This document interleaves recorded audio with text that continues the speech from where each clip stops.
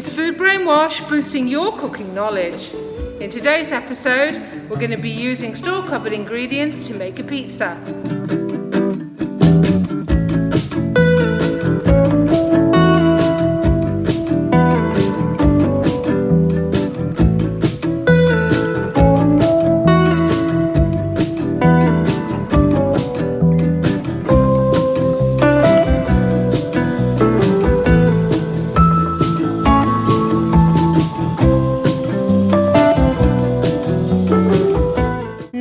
We have two kinds of sauce that you could use.